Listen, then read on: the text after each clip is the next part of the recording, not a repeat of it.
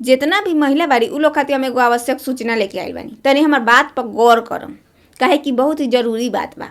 रउआ सबनी अपन होए वाला पति से चाहे अपन हो चुकल पति से अभी के समय में तनी कम झगड़ा करें।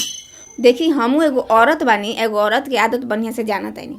महिला लोग के लड़े वाला आदत कभी छूटी ना, हमरो बा, हमू अपन हस्बैंड से लड़ जा, लेकिन अभी के समय में खास करके 1 महीना अभी हम अपन पति से लड़ाई नहीं करत। उ 4 गो बोलबो कइलन तो हम सुन लेवी। अभी के समय ऐसा मानू कि अगर पति हाथ उठावता तो चुपचाप एकदम मूर्ति जैसन बन जा, उनकर बात सुन लो। अब रउआ पूछम कि का है, रउआ सब जानत तानी कि अभी महाकुंभ के मेला चलता। अब महाकुंभ के मेला में अब कुछ बढ़े चाहे ना, लेकिन साधुअन के संख्या ए बहिनी बहुत तेजी से बढ़ता।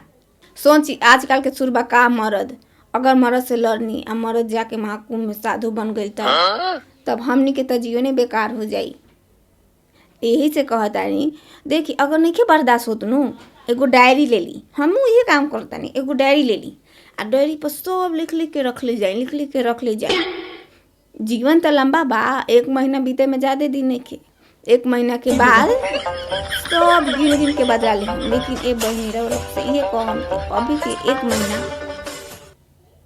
अपन मुंह पर ताला लगा के रही, काहे कि कुछ भी हो सकता। जान रउआ से कहनी नु महाकुंभ में और कुछ बढ़े चाहे ना बढ़े, साधुअन की संख्या ये बहुत रफ्तार से बढ़ता। यही से कहतानी कि सब लोग सतर्क रही, सावधान रही, काहे कि सावधानी हटी तो दुर्घटना घटी और ओकरा बाद माथा पीटत रह जाए, कुछ होए वाला नहीं खे।